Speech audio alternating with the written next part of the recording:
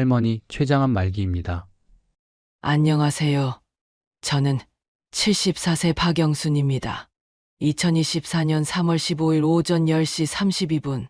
그 순간을 저는 평생 잊을 수 없을 것 같습니다. 대학병원 3층 소화기내과 진료실. 하얀 가운을 입은 젊은 의사가 모니터를 가리키며 담담하게 말했습니다. CT 사진 속에는 제 몸 안에 자리 잡은 검은 그림자들이 보였습니다. 이 부분이 췌장 머리 부분의 종양이고요. 여기 보이시는 것처럼 간과 폐로 이미 전이가 진행된 상태입니다. 안타깝게도 길어야 6개월 정도 남으셨습니다. 6개월, 180일, 4320시간. 숫자가 머릿속에서 맴돌았습니다. 76년을 살아온 제 인생이 이제 달력 한 장으로 정리되는 순간이었습니다. 어머니, 괜찮으세요? 옆에 앉아있던 아들 준호가 제 손을 꽉 잡았습니다. 47살의 중년이 된 아들이지만 그 순간만큼은 어린아이처럼 눈가가 붉어져 있었습니다. 괜찮다. 괜찮아. 나이 먹으면 다 가는 거지 뭐. 제가 담담하게 대답했지만 사실 제 손끝은 차갑게 식어가고 있었습니다. 의사는 계속 설명을 이어갔습니다. 표준 항암 치료를 진행할 수도 있지만 할머니 연세와 전이 상태를 고려하면 삶의 질이 많이 떨어질 수 있습니다. 통증 관리와 증상 완화 치료를 중심으로 하시는 것도 한 방법입니다. 그럼 항암 치료를 하면 시간을 더 벌 수 있나요? 준호가 물었습니다. 솔직히 말씀드리면 큰 차이는 없을 것 같습니다. 오히려 항암 부작용으로 남은 시간의 질이 떨어질 수 있어요. 선택의 기로에 섰습니다. 고통스럽게 조금 더 사느냐, 편안하게 정리하며 사느냐, 병원을 나오는 길. 봄꽃이 만개한 병원 정원이 유독 눈에 들어왔습니다. 개나리, 진달래, 목련, 내년 봄에는 이 꽃들을 볼 수 없겠구나. 처음으로 죽음이라는 것이 실감났습니다. 어머니, 일단 집에 가서 천천히 생각해 보시고 치료 방향을 정하시죠. 준호가 조심스럽게 말했습니다. 차를 타고 집으로 오는 30분 동안 우리는 아무 말도 하지 않았습니다. 라디오에서는 봄나들이 좋은 날씨라며 밝은 목소리가 흘러나왔지만 제 귀에는 아무것도 들리지 않았습니다. 사실 저는 몇 달 전부터 이상 증상을 느끼고 있었습니다. 등과 배에 통증이 있었고 체중이 갑자기 줄었으며 피부가 노랗게 변하기 시작했습니다. 하지만 그저 노화 현상이려니 했습니다. 병원에 가는 것도 미뤘죠. 며느리 수진이에게 패 끼치기 싫어서였습니다. 어머니, 집에 가서 수진이한테는 천천히 얘기하죠. 너무 놀랄 것 같아서요. 집 근처에 도착하자 준호가 말했습니다. 그래, 알았다. 하지만 저는 알고 있었습니다. 수진이가 놀랄 것은 제 병 때문이 아니라 앞으로 자신이 져야 할 부담 때문일 거라는 것을요. 집에 들어서기 전 15년 전 처음 이 집에 들어왔던 날이 떠올랐습니다. 2009년 봄, 남편이 갑작스런 심장마비로 세상을 떠난 지 1년이 지났을 때였습니다. 준호가 결혼한 지 2년째, 민수가 막 돌을 지났을 때였죠. 어머니, 저희 집으로 오세요. 혼자 계시기 적적하시잖아요. 준호의 제안이었습니다. 사실 저도 혼자 있기가 무서웠습니다. 61살. 아직은 젊다고 생각했지만 밤마다 빈 집이 무서웠습니다. 며느리, 한테 물어봤니? 수진이도 좋다고 했어요. 민수 봐줄 사람도 필요하고요. 그때는 몰랐습니다. 민수 봐줄 사람이 제가 이 집에서 맡게 될 유일한 역할이 될 줄은요. 처음엔 괜찮았습니다. 수진이도 예의 바르게 대했고 저도 조심스럽게 행동했습니다. 하지만 시간이 지나면서 미묘한 변화가 시작됐습니다. 어머니, 민수 기저귀 좀 갈아주세요. 저 회사 가야 해서요. 어머니, 청소 좀 해주세요. 오늘 친구들 온대요. 어머니, 장 좀 봐오세요. 리스트 여기 있어요. 어느새 저는 이 집의 가정부가 되어 있었습니다. 무급 가정부. 아니, 오히려 제 연금으로 생활비를 보태는 돈 내는 가정부였죠. 현재로 돌아와 현관문을 열고 들어서자 수진이가 거실 소파에 앉아 TV를 보고 있었습니다. 45살의 수진이는 대기업 과장으로 승진한 후 더욱 바빠졌고 집안일은 당연히 제 몫이 되어 있었습니다. 어머니 오셨어요? 늦으셨네요. 힐끔 쳐다보며 던지는 인사. 15년 동안 변하지 않는 건조한 어조였습니다. 병원은 다녀오셨죠? 약은 받아오셨고요? 응, 아, 그리고 어머니 오늘 저녁은 알아서 드세요. 저는 회사 회식이 있어서요. 민수는 학원 끝나고 9시에 올 거예요. 간식 좀 챙겨주시고 숙제 확인도 부탁드려요. 알았어. 아, 맞다. 내일 시댁 어른들 오신대요. 준호 아버지 기일이라고. 아침 일찍장 보셔야 할 거예요. 제사 음식 준비도 하시고요. 제사. 제 남편의 제사를 며느리가 저에게 통보하듯 알려줍니다. 준호가 수진이를 안방으로 데리고 들어갔습니다. 저는 부엌으로 가서 아침에 담가둔 겉절이를 꺼내 접시에 담았습니다. 아삭한 배추 소리가 유독 크게 들렸습니다. 살아있다는 증거처럼. 뭐라고요? 췌장암이요? 안방에서 수진이의 날카로운 목소리가 들려왔습니다. 6개월? 정말요? 아니, 이게 무슨... 잠시 침묵이 흐른 후 그럼 이제 어떻게 하죠? 병원비는 얼마나 들어요? 간병은 누가 하고? 아니, 나는 일도 해야 하는데. 요양병원? 아니면 간병인? 수진아, 어머니가 들으실 수 있어. 아니, 현실적으로 생각해야 하잖아요. 췌장암이면 진짜 힘들다고 들었어요. 간병이 장난이 아니래요. 제 손에 들린 젓가락이 덜덜 떨렸습니다. 죽어가는 사람을 앞에 두고 제일 먼저 나온 말이 돈과 간병 부담이라니. 다음 날 새벽 5시 제사 준비를 시작했습니다. 몸은 힘들었지만 15년 동안 해온 일이라 손은 저절로 움직였습니다. 전을 부치고 나물을 무치고 탕국을 끓이고 어머니, 뭐 이렇게 일찍 일어나셨어요? 준호가 나와서 물었습니다. 아버지, 제사 음식 준비해야지. 아, 맞다. 오늘이 아버지 기일이구나. 제가 도와드릴게요. 됐어. 내가 뭘 도와. 가서 더 자. 준호는 미안한 표정으로 다시 방으로 들어갔습니다. 15년 동안 한 번도 제대로 도와준 적이 없으면서 늘 미안하다는 말만 반복했습니다. 8시가 되자 시댁 식구들이 도착했습니다. 시누이 2, 시동생 1, 모두들 제사만 지내고 가는 사람들이었습니다. 형수, 나물 좀 더 없어요? 이것밖에 안 했어요. 저는 왜 이렇게 탔어요? 좀 신경 써서 하시지. 국이 싱거운데 간 좀 더 하세요. 막내 시누이의 잔소리가 이어졌습니다. 몸이 아픈 것도 모르고 새벽부터 혼자 준비한 것도 모르고 언니 좀 봐주세요. 형수님도 이제 연세가 있으시잖아요. 그나마 둘째 시누이가 말렸습니다. 제사가 끝나고 식사 시간. 저는 부엌에서 계속 일했습니다.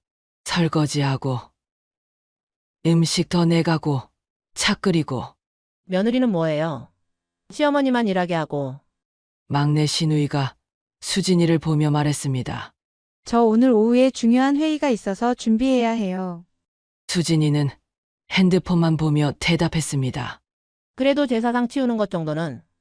어머니가 하시겠다고 하셨어요. 그쵸, 어머니? 수진이가 저를 쳐다봤습니다. 무언의 압박이었죠. 그래, 내가 할게. 너희들은 얘기나 하고 있어. 시댁 식구들이 돌아간 후 저는 탈진해서 소파에 주저앉았습니다. 온몸이 아팠습니다. 특히 복부 통증이 심했습니다. 어머니, 설거지는 나중에 하세요. 준호가 걱정스럽게 말했습니다. 아니야. 해놓아야 해. 수진이가 지저분한 거 싫어하잖아. 엄마가 아프신데? 괜찮아. 저는 다시 일어나 부엌으로 갔습니다. 산더미 같은 설거지가 기다리고 있었습니다. 그때 수진이가 부엌으로 와서 말했습니다. 어머니, 설거지 하실 때 제 그릇이랑 어머니 그릇 따로 해주세요. 왜? 그게, 어머니 요즘 얼굴이 노랗잖아요. 혹시 전염되는 거면 어떡해요? 민수한테라도 옮으면. 황달은 전염병이 아닙니다. 그저 제 몸이 망가지고 있다는 신호일 뿐이죠. 하지만 수진이는 제가 더러운 병균 덩어리라도 되는 것처럼 대했습니다. 병원에서 돌아온 지 일주일이 지났습니다. 저는 여전히 집안일을 했습니다. 아프다고 누워있으면 수진이의 눈치가 보였고 무엇보다 민수가 걱정됐습니다. 어느 날 아침 세탁기 앞에서 빨래를 분류하고 있는데 수진이가 다가왔습니다. 어머니, 응? 제 옷이랑 어머니 빨래는 따로 해주세요. 왜? 그게, 어머니 옷에서 냄새가 나요. 양 냄새인지 뭔지. 암튼 같이 빨면 제 옷에도 냄새가 벨 것 같아서요. 가슴이 철렁 내려앉았습니다. 그리고 민수 교복도 어머니 옷이랑은 절대 같이 빨지 마세요. 학교에서 냄새 난다고 놀림받으면 어떡해요? 알았어. 아, 그리고 어머니 수건도 따로 쓰세요. 화장실에 어머니 전용 수건 걸어 놓을 테니까 그것만 쓰세요. 마치 제가 전염병 환자라도 되는 것 같았습니다. 그리고 어머니, 오늘 점심은 뭐 해주실 거예요? 제가 재택근무하는데. 오늘은 몸이 좀... 어머니, 제가 일하느라 얼마나 스트레스 받는지 아세요? 집에서만이라도 제대로 된 밥 먹고 싶은데 그것도 안 되는 거예요? 알았어. 뭐 해줄까? 된장찌개에 계란말이, 나물 반찬 정도면 될 것 같아요. 아, 김치도 새로 담가주세요. 냉장고에 있는 거 너무 쉬었어요. 몸을 일으켜 부엌으로 갔습니다. 현기증이 났지만 벽을 짚고 겨우 버텼습니다. 요리를 시작했습니다. 된장찌개를 끓이는데 손이 떨려서 된장을 바닥에 흘렸습니다. 어머니, 조심 좀 하세요. 바닥 더러워졌잖아요. 거실에서 수진이의 짜증 섞인 목소리가 들렸습니다. 미안. 기어코 점심상을 차렸습니다. 하지만 수진이는 만족하지 못했습니다. 된장찌개 간이 안 맞아요. 너무 싱거워요. 계란말이는 왜 이렇게 탔어요? 좀 신경 써서 해주시면 안 돼요? 나물도 양념이 부족해요. 이게 반찬이에요? 한 입 한 입 투덜거리며 먹는 수진이를 보며 저는 아무 말도 할 수 없었습니다. 식사 후 설거지를 하는데 수진이가 또 다가왔습니다. 어머니, 제 방 청소 좀 해주세요. 먼지가 너무 많아요. 오늘은 정말 힘들어서. 어머니, 그럼 이 집에서 어머니가 하는 게 뭐예요? 그냥 밥만 축내는 거예요? 밥만 축낸다. 15년 동안 이 집의 모든 일을 도맡아 한 제게 밥만 축낸다고 했습니다. 병원비도 들고 약값도 드는데 집안일도 제대로 못하시면. 수진이의 말끝을 흐렸지만 뒷말이 무엇인지는 충분히 알 수 있었습니다. 쓸모없으면 나가라는 것이겠죠. 3월 말, 저는 더 이상 참을 수 없었습니다. 통증은 날로 심해졌고 수진이의 구박도 계속됐습니다. 이대로는 안 되겠다 싶었습니다. 준호야, 네, 엄마. 엄마 통장 좀 정리하려고 하는데 네? 갑자기 통장은 왜요? 그동안 모아둔 돈이 좀 있어. 너희한테 배 끼치기 싫으니까 병원비는 내가 낼게. 사실 저는 30년 동안 초등학교 교사로 일했습니다. 남편이 작은 사업을 하다 실패해서 빚도 있었지만 제가 꾸준히 일해서 다 갚았죠. 은퇴 후에도 연금을 꼬박꼬박 받았고 그 돈을 거의 쓰지 않고 모았습니다. 어머니, 돈은 얼마나 되세요? 거실에서 TV를 보던 수진이가 귀를 쫑긋 세우며 다가왔습니다. 한 2억 정도 될 거야. 2억이요. 수진이의 목소리가 한 옥타브 높아졌습니다. 눈이 휘둥그레지며 반짝였습니다. 어머니, 그런 돈이 있으셨어요? 그럼 그동안 왜 말씀 안 하셨어요? 민수 대학 학비라도 보태려고 아껴뒀지. 2억. 2억이면 수진이가 머릿속으로 계산을 하는 게 보였습니다. 그 순간부터 수진이의 태도가 180도 바뀌었습니다. 어머니, 앉으세요. 제가 차 한 잔 타다 드릴게요. 어머니, 힘드셨죠? 제가 너무 못해드렸죠? 죄송해요. 갑작스러운 변화에 어리둥절했습니다. 어머니, 제가 죽 끓여드릴게요. 전복죽, 몸에 좋다고 하잖아요. 아니, 어디 가세요? 어머니는 쉬세요. 제가 다 할게요. 수진이는 부엌으로 가서 정말로 전복죽을 끓이기 시작했습니다. 인터넷 검색을 하며 어설프게 만들었지만 그래도 정성을 다하는 모습이었습니다. 어머니, 맛있게 드세요. 고맙다. 어머니, 내일 병원 가시죠? 제가 모시고 갈게요. 회사에 오전 반차 낼게요. 정말 그럼요. 어머니 혼자 가시게 할 수 없죠. 그러던 중 아들이 퇴근하고 수진이와 이야기하는 것을 우연히 엿듣게 되었습니다. 여보, 어머니가 2억 있으신 거 들었지? 응. 다행이야. 병원비 걱정은 안 해도 되겠다. 그것보다 우리한테 상속되는 거 아니야? 수진아, 어머니 아직 살아계시는데? 아니, 그냥 현실적으로 생각해 보자는 거지. 6개월이라고 했잖아. 4월이 되자 수진이의 효도는 극에 달했습니다. 어머니, 일어나셨어요? 아침 준비해 놨어요. 매일 아침 제 방으로 와서 인사를 했습니다. 아침상도 차려주었죠. 물론 토스트와 우유 정도였지만 어머니, 오늘 병원 가시는 날이죠? 제가 준비했어요. 택시 불렀고요. 어머니, 이거 홍삼 액기스예요. 비싼 건데 어머니 건강 생각해서 샀어요. 어머니, 제가 발 마사지 해드릴게요. 붓기가 심하시네요. 심지어 친구들과의 모임도 취소했습니다. 미안, 오늘 못 나가. 시어머니 간병해야 해. 전화 통화가 들렸습니다. 어머, 정말? 효부네. 뭐, 당연한 거지. 시어머니가 아프신데? 연기였습니다. 뻔히 보이는 연기. 하지만 저는 모른 척 했습니다. 어느 날 수진이가 특별한 제안을 했습니다. 어머니, 우리 가족 사진 찍어요. 갑자기 어머니랑 추억을 많이 만들고 싶어요. 사진관에 가서 가족 사진을 찍었습니다. 수진이는 제 팔을 끼고 활짝 웃었습니다. 마치 진짜 다정한 며느리처럼. 어머니, 이쪽으로 좀 더 오세요. 어머니가 중심이 되셔야죠. 찍은 사진을 보니 참 아이러니했습니다. 사진 속 우리는 정말 화목한 가족 같았으니까요. 집에 돌아오니 수진이가 또 말했습니다. 어머니, 일기 쓰시는 거 어때요? 추억도 정리하시고. 글쎄, 제가 예쁜 일기장 사다 드릴게요. 그날 밤 수진이와 준호의 대화를 또 엿듣게 됐습니다. 사진 잘 나왔어? 응, 완벽해. 나중에 필요하면 쓸 수 있을 거야. 필요하다니?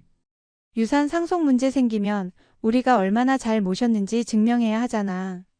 수진아, 그건 좀. 현실적으로 생각해야지. 준영이가 미국에서 와서 똑같이 나눠 갖자고 하면 어떡할 거야? 5월이 되자 제 몸은 눈에 띄게 나빠졌습니다. 복수가 차서 배가 임산부처럼 불러왔고 황달이 심해져 온몸이 노랗게 변했습니다. 체중은 15kg이나 빠졌습니다. 하지만 정신은 또렷했습니다. 오히려 죽음이 가까워질수록 모든 것이 선명하게 보였습니다. 어머니, 혹시 유언장 같은 거 생각해 보셨어요? 어느 날 수진이가 조심스럽게 물었습니다. 왜? 그게 나중에 법적으로 복잡해질 수 있어서요.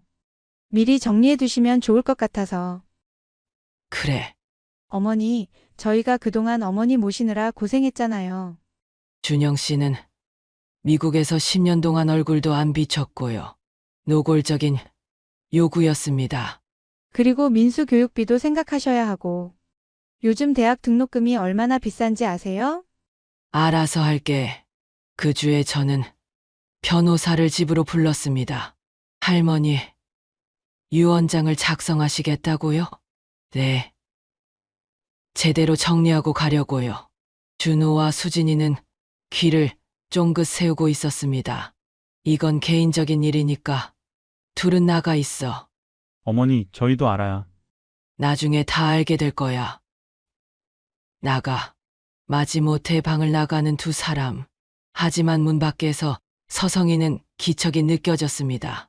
변호사와 단둘이 남아 차분히 유언장을 작성했습니다. 할머니, 재산은 어떻게 분배하실 생각이세요? 제 생각은 이렇습니다. 30분 동안 제 뜻을 설명했습니다. 변호사는 처음엔 놀란 표정이었지만 이내 고개를 끄덕였습니다. 할머니의 뜻 잘 알겠습니다. 법적으로 문제 없도록 완벽하게 작성해 드리겠습니다. 고맙습니다. 그리고 이건 공개시기 전까지 비밀로 해주세요. 물론입니다. 변호사가 떠난 후 수진이가 바로 들어왔습니다. 어머니, 다 끝나셨어요? 뭐라고 쓰셨어요? 때가 되면 알게 될 거야. 어머니, 저희가 가족인데 비밀이 어디 있어요? 수진아, 내가 진짜 가족이라고 생각하니? 순간 수진이의 표정이 굳었습니다. 어머니, 그게 무슨 말씀이세요? 아무것도 아니야. 가서 쉬어. 4월 중순. 저는 고개를 들었습니다. 몸은 망가졌지만 정신은 여전히 맑았습니다. 남은 시간, 가만히 죽음을 기다리는 대신 제 인생을 스스로 정리하기로 했습니다. 준호야, 병원 말인데 나 요양병원에 들어가고 싶어. 요양병원이요? 응. 수진이한테 폐 끼치기 싫어. 병원비는 내 돈으로 낼게. 수진의 눈이 반짝였습니다. 어머니, 정말요? 아이고, 잘 결정하셨어요. 그러곤 이틀 뒤 짐도 안 싸게 하고 저를 택시에 태우려 했습니다. 말 그대로 내보내는 분위기였습니다. 요양병원 입원 첫날. 하지만 그건 제가 짠 가짜 시나리오의 시작이었습니다. 요양병원에는 이미 제 변호사와 신탁 담당자, 그리고 오래전 제자였던 기자 후배가 대기 중이었습니다. 기자님 부탁한 거 준비됐어요. 네, 선생님. 자료 다 정리했고 녹음도 준비했습니다. 수진에게는 매일 통화하며 말했습니다. 아프긴 해도 아직 정신은 말짱하니까 걱정 마라. 하지만 수진은 제 건강 상태가 점점 악화되고 있다고 믿었습니다. 그러던 어느 날 수진의 회사 동료에게서 전화가 왔습니다. 시어머니께서 아프신데 왜 회사에서는 간병 중이라며 출장까지 빼시냐고 하셔서요. 저는 그 말을 듣고 조용히 웃었습니다. 수진은 절 핑계 삼아 회사에서도 휴가, 출장 면제, 심지어 효부상 추천까지 받고 있었습니다. 5월 초 집으로 돌아왔습니다. 의사도 말렸지만 제가 고집을 부렸습니다. 죽더라도 내 집에서 죽고 싶다. 수진은 불쾌한 얼굴을 숨기지 못했습니다. 어머니, 왜 또 돌아오신 거예요? 아직 죽긴 일러서, 그리고 정리할 게 좀 있어서. 그날 저녁 저는 식구들을 다 모았습니다. 수진, 준호, 그리고 깜짝 손님 미국에서 날아온 둘째 아들 준영. 엄마가 위독하다고 해서 바로 왔어. 돈 걱정 말라고 했는데 왜 연락 안 했어요? 수진의 얼굴이 굳어졌습니다. 준영아, 잘 왔다. 내가 와야 할 타이밍이었지. 며칠 뒤 변호사와 기자가 집에 찾아왔습니다. 이제는 제 차례였습니다. 오늘은 유언장이 아니라 선언문을 쓰는 날이야. 거실에 모두 모여 앉았습니다. 너희 다 내 돈이 2억 있는 거 알지? 수진의 눈빛이 다시 반짝였습니다. 나 지금 유언장을 바꿀 거야. 공개적으로. 다들은 앞에서 기자가 카메라를 들고 말했습니다. 녹화 시작했습니다. 내 재산 2억 원은 손자 박민수에게 조건부 증여한다. 단, 그 조건은 다음과 같다. 민수가 대학에 진학할 때까지 누구도 해당 자금에 접근하지 못한다. 해당 기간 중 민수가 정신적 학대나 환경적 차별을 겪는다고 판단될 경우 이 돈은 전액 장학재단에 기부된다. 박수진 며느리는 본 유산에 대한 법적 권리 일체가 없다. 오히려 지금까지의 행위에 대해 간병 명목의 공갈 및 심리적 학대 혐의로 내 변호사가 법적 검토 중이다. 방안이 얼어붙었습니다. 어머님, 그게 무슨... 수진아, 너 진짜 간병한 게 아니라 연극한 거였잖아. 나 다 알고 있었어. 옷 따로 빨래하라던 그날부터 수진은 말을 잊지 못했습니다. 그날 밤 저는 민수와 함께 산책을 했습니다. 목에 두른 스카프 위로 봄바람이 살살 불었습니다. 할머니, 진짜로 그 돈 다 제 거예요? 응. 하지만 사람답게 살지 않으면 그 돈은 아무 의미 없어. 할머니가 나 믿어줘서 고마워요. 저는 민수의 손을 꼭 잡았습니다. 어른이 된 그 손이 나중엔 어떤 선택을 할지 모르지만 적어도 지금은 따뜻했습니다. 난 아직 안 죽었다. 그리고 살아있는 동안 내 삶을 나답게 정리할 권리가 있다. 내게 무례했던 사람들은 돈을 탐했고 나는 그걸 이용해 진심 없는 효도를 벗겨냈다. 복수는 화려하지 않았다. 그냥 그들의 민낯을 보여주는 것으로 충분했다. 그래서 난 지금도 웃고 있다. 살아서 눈을 뜬 채로. 그래, 이혼해. 안녕하세요. 저는 74세 박영순입니다. 서울 변두리 작은 아파트에서 남편 김철수와 함께 살고 있습니다. 결혼 50년 차. 두 아들은 모두 독립해서 각자의 가정을 꾸리고 있죠. 매일 아침 6시에 일어나 남편 밥상을 차리는 것이 일과였습니다. 여보, 오늘도 경로당 가시는 거예요? 친구들이랑 화투 좀 치고 올게.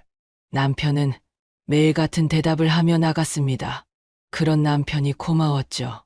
나이 들어서도 건강하게 밖에 나다니니 말입니다. 하지만 저의 마음 한구석에는 오래된 상처가 있었습니다.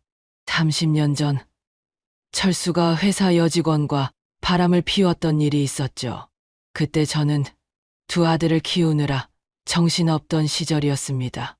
어느 날 철수의 와이셔츠에서 립스틱 자국을 발견했고 결국 철수는 자백했습니다. 회사 경리과 김주연이라는 여자였죠.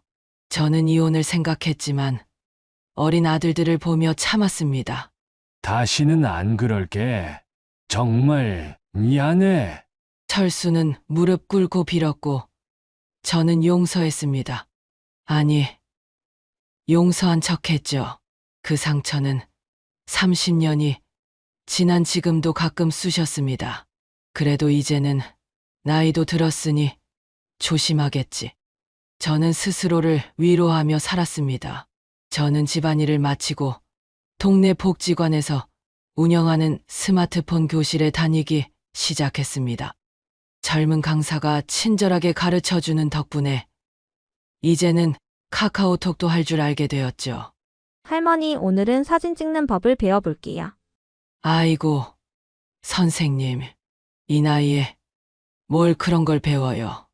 요즘은 할머니들도 인스타그램 하시는 분들 많아요. 저는 웃으며 스마트폰을 만지작거렸습니다.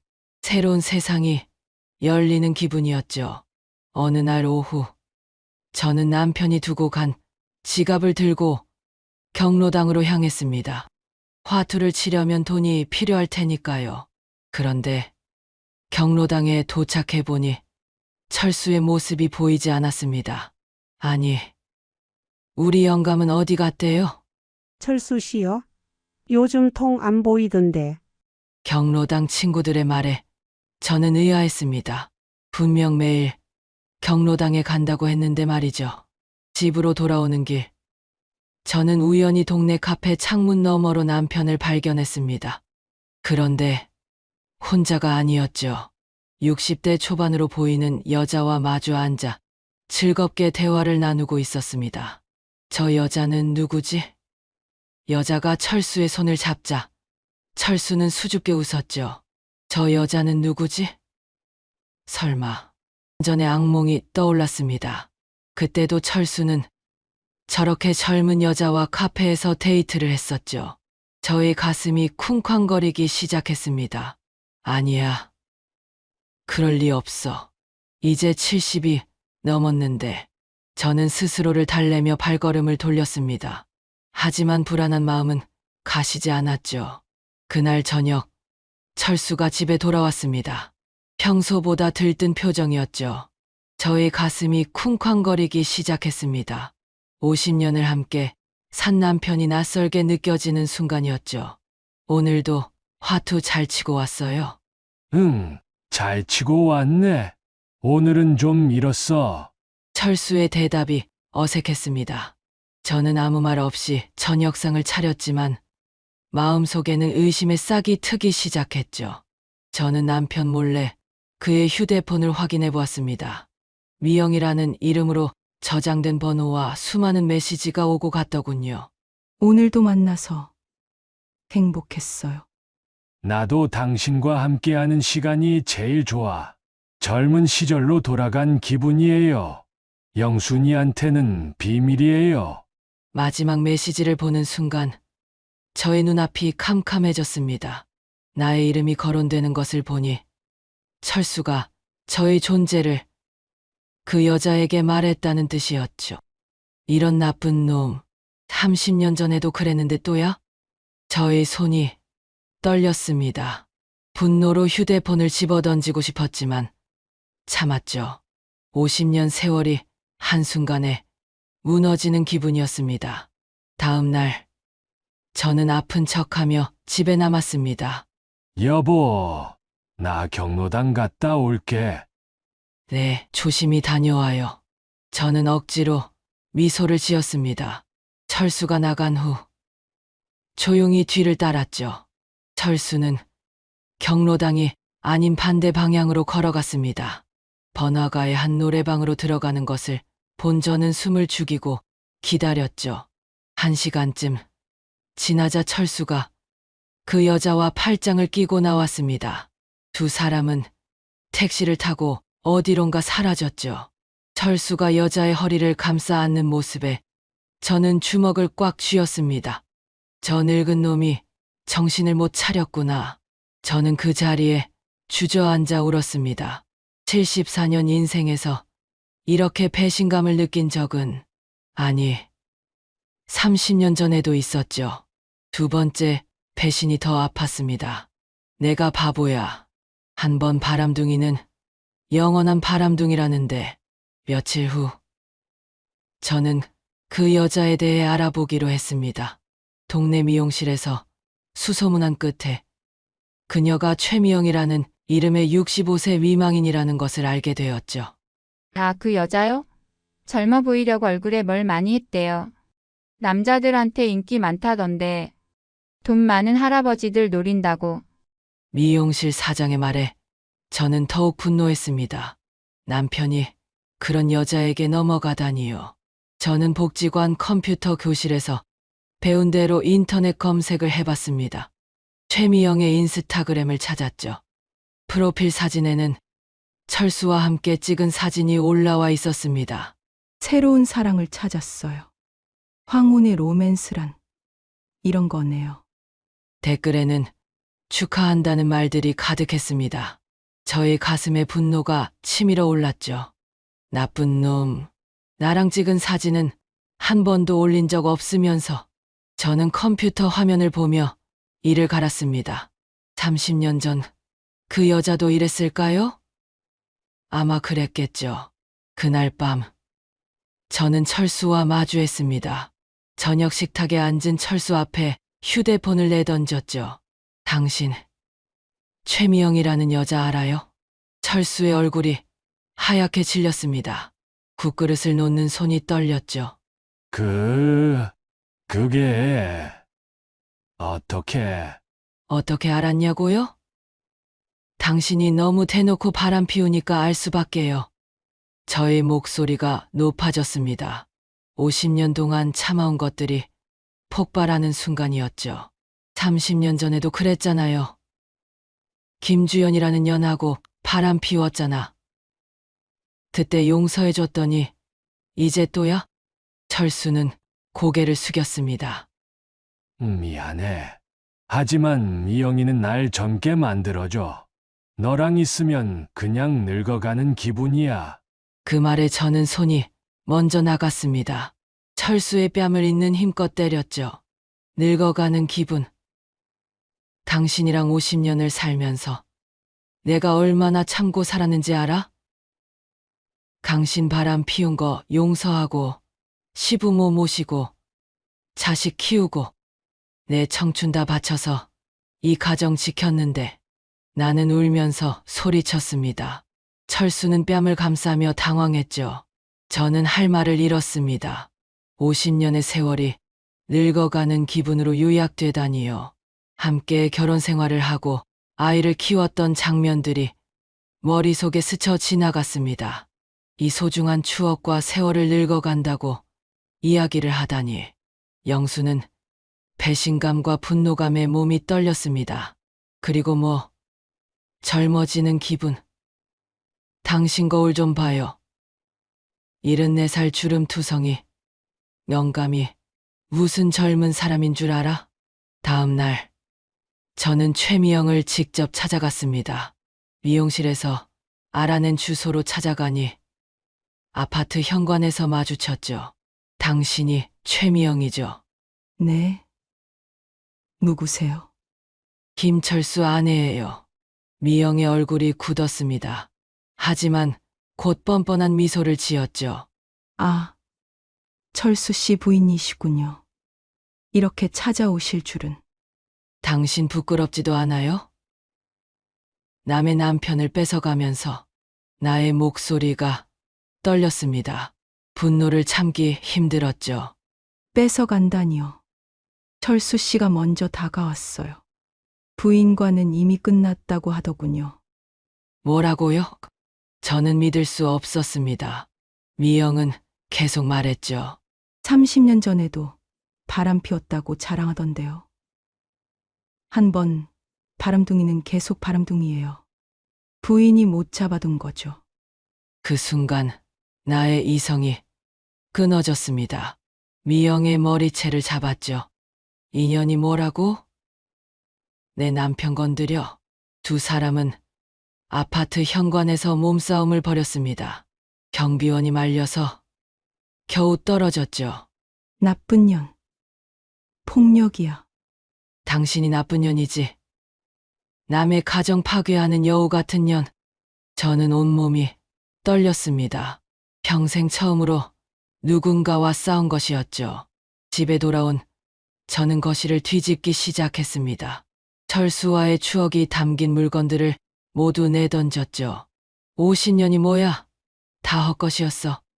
결혼 앨범을 찍고 부부 사진을 부수고 철수가 선물한 물건들을 쓰레기 봉투에 담았습니다. 철수가 집에 돌아왔을 때 거실은 난장판이었죠. 이게 뭐야? 미쳤어. 그래, 미쳤어. 당신 때문에 미쳤다고.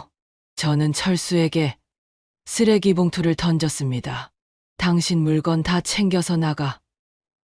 그 여자한테 가서 살아. 철수는 당황했습니다. 진정해. 이혼하자는 거야. 이혼. 당연하지. 내가 왜 바람둥이랑 살아야 해? 저는 눈물을 흘리며 소리쳤습니다. 50년의 인내가 한순간에 무너진 것이었죠. 저는 먼저 자식들에게 사실을 알렸습니다. 저는 먼저 큰아들 정호를 만나기로 했습니다. 정호는 강남의 대기업에서 일하고 있었죠. 점심시간에 회사 근처 카페에서 만났습니다. 엄마 무슨 일 있어요? 갑자기 불러서. 정호는 걱정스러운 표정이었습니다. 나는 한숨을 쉬며 말했죠. 정호야, 엄마가 할 말이 있어. 뭔데요? 아프신 거예요? 아빠가 또 바람이 났어. 정호의 얼굴이 굳었습니다. 커피잔을 내려놓는 손이 떨렸죠. 뭐라고요? 또요? 정호는 30년 전 일을 기억하고 있었습니다. 고등학교 3학년 때 부모님이 싸우는 소리에 공부도 제대로 못했던 기억이 났죠. 이번엔 최미영이라는 65세 여자야. 증거도 다 있어. 제가 사진을 보여주자 정호의 얼굴이 빨갛게 달아올랐습니다. 아니 정말 아빠가 이 나이에도 정신을 못 차렸네요. 정호는 주먹을 꽉 쥐었습니다. 엄마 그때도 참으셨잖아요. 이번엔 참지 마세요. 그래. 이번엔 이혼할 거야. 잘 생각하셨어요. 제가 변호사 소개해 드릴게요. 엄마가 손해보시면 안 돼요. 정호는 단호했습니다. 어머니가 더 이상 고통받는 것을 보고 싶지 않았죠. 엄마 그런데 민수는 알아요. 아직 너부터 만난 거야. 민수도 알아야 해요. 그날 저녁 정호가 먼저 민수에게 전화했습니다. 야 민수야. 내일 시간 있어? 왜 형? 무슨 일 있어? 아빠 때문이야. 내일 엄마 집에서 만나자. 민수는 불안한 예감이 들었습니다. 의사로서 바쁜 일정이었지만 다음 날 시간을 냈죠. 다음 날 저희 집에 두 아들이 모였습니다. 철수는 또 경로당에 간다며 나간 상태였죠. 민수야 놀라지 마. 정호가 먼저 말문을 열었습니다. 저는 다시 한번 증거들을 보여줬죠. 민수의 반응은 더 격렬했습니다. 아, 죄송해요, 엄마. 근데 진짜 아빠가 미쳤네요. 민수는 의자에서 벌떡 일어났습니다. 30년 전에 그렇게 우리 가정 망가뜨릴 뻔했는데 또요? 제가 중학교 때 얼마나 힘들었는지 아세요? 민수의 눈에 눈물이 고였습니다. 친구들이 우리 부모님 싸운다고 수군거렸어요. 학교 가기도 싫었고요. 정호도 거들었습니다. 나도 그때 대학 포기할 뻔했어. 집안 분위기가 너무 엉망이어서. 저는 아들들의 상처가 이렇게 깊은 줄 몰랐습니다. 미안해. 엄마가 그때 더 잘 처리했어야 했는데. 엄마가 뭘 잘못했어요? 아빠가 잘못한 거지. 민수가 소리쳤습니다. 이번엔 가만 안 있을 거예요. 제가 아빠한테 직접 따질게요. 정호가 민수를 말렸습니다. 야 진정해. 엄마가 알아서 하실 거야. 형 가만 있을 수 있어? 우리 엄마가 얼마나 고생했는데. 민수는 분노를 주체하지 못했습니다. 평소 온순한 성격이었지만 이번엔 달랐죠. 엄마 재산 분할 확실히 하세요. 아빠가 가진 거 다 가져오세요. 그리고 위자료도 최대한 받으세요. 제가 아는 변호사 중에 이혼 전문가 있어요. 두 아들은 적극적으로 어머니를 도왔습니다. 그날 밤 철수가 집에 돌아왔을 때 두 아들이 거실에서 기다리고 있었습니다. 정호, 민수, 웬일이야? 철수는 반가워했지만 아들들의 차가운 표정을 보고 움찔했죠. 아빠 앉으세요. 정호의 목소리가 차가웠습니다. 최미영이라는 여자 아세요? 철수의 얼굴이 하얗게 질렸습니다. 그게... 30년 전에도 그러셨죠? 김주연이라는 여자랑. 민수가 끼어들었습니다. 우리가 얼마나 힘들었는지 아세요? 엄마가 얼마나 참았는지 아세요? 철수는 고개를 숙였습니다. 미안하다. 미안하다고요? 그 한마디로 끝이에요? 정호가 목소리를 높였습니다. 아빠 우리가 왜 결혼식 때 아빠 친구들 안 불렀는지 아세요? 창피했어요. 바람둥이 아버지라는 게. 철수는 충격을 받았습니다. 아들들이 자신을 이렇게 생각하고 있었다니요. 아빠 이번엔 우리가 가만 안 있을 거예요. 엄마 편들 거예요. 민수가 단호하게 말했습니다. 그리고 나중에 요양원 가실 때도 우리한테 기대하지 마세요. 엄마만 모실 거예요. 정호도 거들었습니다. 맞아요.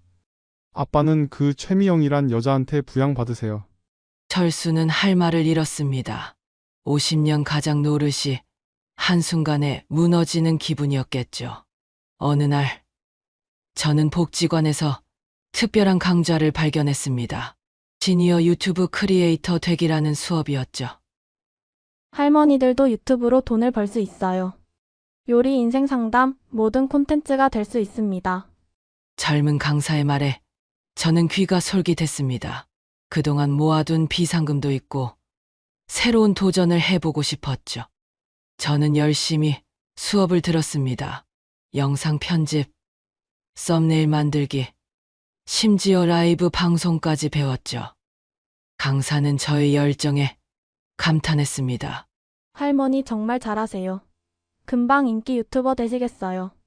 저는 영순 할매의 인생 이막이라는 채널을 개설했습니다.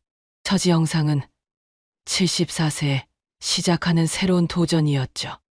의외로 반응이 좋았습니다. 조회수가 1만을 넘어갔고 댓글도 쏟아졌죠. 할머니 멋있어요. 저희 엄마도 용기 얻으셨대요. 저는 처음으로 자신감을 되찾았습니다. 철수가 뭘 하든 상관없다는 생각이 들었죠. 3개월 후 저희 채널은 구독자 10만을 돌파했습니다. 황혼 이혼 위기 극복기, 74세 할머니의 자리 빌기 같은 콘텐츠가 큰 인기를 끌었죠. 광고 수익도 쏠쏠했습니다. 저는 그 돈으로 운전면허를 따고 중고차를 샀죠. 혼자서도 어디든 갈 수 있게 되었습니다. 반면 철수는 최미영과의 관계가 틀어지기 시작했습니다. 미영이 철수의 연금과 재산을 노리고 접근했다는 것이 밝혀졌죠. 이미 여러 노인들에게 사기를 친 전력이 있었습니다. 영순아, 나 좀 도와줘. 미영이가 내 통장을 다 털어갔어. 철수가 울며 찾아왔지만 저는 차갑게 대했습니다. 이제 와서 무슨 말이에요? 당신이 선택한 길이잖아요. 저는 이혼 서류를 내밀었습니다. 재산 분할도 깔끔하게 정리되어 있었죠. 앞으로는 각자 살아요. 저는 이제 제 인생을 살 거예요. 철수는 망연자실했습니다. 50년을 함께한 아내를 잃고 재산도 반을 잃고 사기꾼에게 속아 남은 돈마저 날렸죠. 이혼 후 저는 더욱 활발하게 활동했습니다. 유튜브 수익으로 세계 여행도 다녀왔죠. 혼자 가는 여행이었지만 전혀 외롭지 않았습니다. 오히려 자유로웠죠. 오 영순 할매님, 실물 영접이에요. 공항에서 구독자들이 알아보고 인사를 했습니다. 영수는 이제 유명인이 되었죠. 큰아들 정호가 걱정스레 물었습니다. 엄마 정말 괜찮으세요? 아빠랑 이혼하시고. 오히려 잘 됐어. 74살의 새 인생을 찾았잖아. 저는 진심으로 행복했습니다. 남편에게 의존하던 삶에서 벗어나 진정한 자신을 찾았죠. 어느 날 영수는 복지관에서 특별 강연을 하게 되었습니다. 황혼의 자리 비었죠. 여러분, 나이가 들었다고 포기하지 마세요. 70이 넘어도 새로운 시작은 가능합니다. 저를 보세요. 남편이 바람 피워서 버림받은 할머니에서 유튜버가 되었잖아요. 청중들은 박수를 쳤습니다. 강연이 끝난 후 한 할머니가 다가왔습니다. 영순 씨 정말 대단해요. 저도 용기를 얻었어요. 우리 나이에도 할 수 있는 일이 많아요. 포기하지 마세요. 저는 이제 많은 사람들에게 희망을 주는 존재가 되었습니다. 한편 철수는 경로당 친구들에게도 외면받으며 쓸쓸하게 살아가고 있었죠. 영순의 성공을 멀리서 지켜보며 후회의 나날을 보냈습니다. 내가 정말 바보였어. 진주를 버리고 돌멩이를 주었구나. 하지만 이미 늦었습니다. 더 이상 과거를 돌아보지 않았죠. 유튜브 라이브 방송에서 영수는 이렇게 말했습니다. 시청자 여러분, 제가 깨달은 게 있어요. 복수의 최고 방법은 상대를 공격하는 게 아니에요. 자신이 더 행복해지는 거예요. 그들이 후회하도록 멋지게 사는 거죠. 채팅창에는 하트와 응원 메시지가 가득했습니다. 영순 할매 최고. 할매 덕분에 이혼 결심했어요. 74세의 당당한 싱글 라이프. 저는 노트북을 닫고 창밖을 바라봤습니다. 석양이 아름답게 물들고 있었죠. 74년 인생에서 가장 아름다운 순간이었습니다. 이제부터가 진짜 내 인생이야. 저는 미소를 지으며 일어섰습니다. 오늘은 요가 수업이 있는 날이었죠. 건강도 챙기고 새로운 친구들도 만나고 매일이 즐거웠습니다. 복도에서 우연히 철수와 마주쳤습니다. 초라해진 그의 모습에 잠시 마음이 아팠지만 저는 당당히 지나쳤죠. 잘 지내요.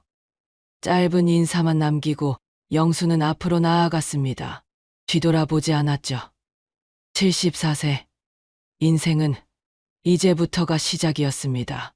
저의 이야기는 많은 황혼 부부들에게 영감을 주었습니다. 나이가 들어도 새로운 도전은 가능하고 배신의 아픔도 극복할 수 있다는 것을 보여줬죠. 6개월 후 저는 자서전을 출간했습니다. 74세 유튜버가 되다라는 제목이었죠. 베스트셀러가 되었고 드라마 제작 제안도 들어왔습니다. 할머니 주인공 역할 직접 하실래요? 아이고, 이 나이에 무슨 연기를요. 젊은 배우가 하는 게 낫죠. 저는 웃으며 거절했지만 특별 출연은 하기로 했습니다. 새로운 경험이었죠. 철수는 자식들 집을 전전하며 눈칫밥을 먹고 있었습니다. 며느리들의 구박에 하루하루가 지옥 같았죠. 영순이 얼마나 자신을 사랑했는지, 얼마나 잘해줬는지 이제야 깨달았습니다. 아버지, 엄마한테 사과라도 하세요. 이미 늦었어. 엄마는 날 용서 안 할 거야. 정호의 말에 철수는 고개를 떨구었습니다. 저는 이제 완전히 새로운 사람이 되었습니다. 매일 아침 요가로 시작해서 오전에는 영상 편집, 오후에는 수영, 저녁에는 독서 모임에 참여했죠. 주말에는 구독자들과 만남도 가졌습니다. 영순 할매와 함께하는 힐링, 여행 같은 프로그램도 운영했죠. 할머니 덕분에 저도 남편과 이혼할 용기가 생겼어요. 60대인데도 새로 시작할 수 있을까요? 당연하죠. 저도 했는걸요. 나이는 숫자에 불과해요. 경험을 바탕으로 많은 여성들에게 조언을 해줬죠. 1년이 지난 어느 날, 저는 한 통의 편지를 받았습니다. 철수가 보낸 것이었죠. 영순아, 미안하다. 정말 미안하다. 50년을 함께한 세월을 내가 한순간에 무너뜨렸구나. 용서는 바라지 않는다. 그저 내가 행복하기를 빈다. 내가 지금처럼 멋지게 살아가는 모습을 보니 대견하면서도 후회스럽다. 내가 정말 바보였어. 사랑한다. 영원히. 저는 편지를 읽고 한숨이 나왔습니다. 미움도 원망도 이제는 없었죠. 그저 과거의 한 페이지일 뿐이었습니다. 편지를 서랍에 넣고 저는 다시 카메라 앞에 섰습니다. 오늘은 용서하지만 잊지 않기에 대해 이야기해 볼게요. 라이브 방송이 시작되자 시청자들이 몰려들었습니다. 저의 이야기는 계속되었죠. 2년 후 저는 UN 여성인권 포럼에 초청받았습니다. 노년 여성의 자립과 도전이라는 주제로 발표를 했죠. Ladies and gentlemen, 저는 74세에 남편의 불륜으로 이혼했습니다. 하지만 그것이 제 인생의 새로운 시작이었죠. 통역사가 영순의 말을 전하자 청중들은 감동했습니다. 기립박수가 쏟아졌죠. 철수는 요양원에서 그 뉴스를 봤습니다. 최미영에게 사기당한 후 건강이 악화되어 요양원에 들어간 지 6개월이 되었죠. 저 할머니가 내 아내였다고?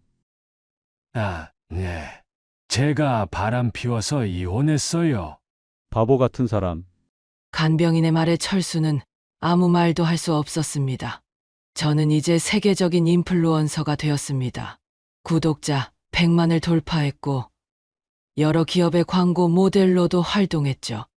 영순 할머니와 함께하는 건강한 노후. 건강식품 광고에 출연한 영수는 밝게 웃었습니다. 주름진 얼굴이었지만 그 어느 때보다 아름다웠죠. 어느 봄날, 저는 제주도로 이사를 갔습니다. 바다가 보이는 작은 집을 샀죠. 유튜브 수익으로 충분히 여유로운 생활이 가능했습니다. 영순할매님, 제주도 오시면 꼭 연락 주세요. 제주도 구독자들이 환영 파티를 열어줬습니다. 저는 이제 전국에 친구가 있었죠. 매일 아침 해변을 산책하며 영수는 생각했습니다. 74세에 이혼한 게 오히려 축복이었어. 진짜 나를 찾았으니까. 파도 소리가 평화롭게 들려왔습니다. 영수는 깊게 숨을 들이쉬었죠. 짠 바다 냄새가 상쾌했습니다. 핸드폰이 울렸습니다. 정호였죠. 엄마 아빠가 돌아가셨어요. 저는 잠시 멈춰 섰습니다. 50년을 함께한 사람의 죽음이었지만 이상하게도 슬프지 않았죠. 알았어. 장례는 너희가 알아서 해. 엄마는 안 오실 거예요. 그래. 가지 않을게. 이미 우리는 남이잖아. 전화를 끊고 영수는 다시 걷기 시작했습니다. 과거는 과거일 뿐이었죠.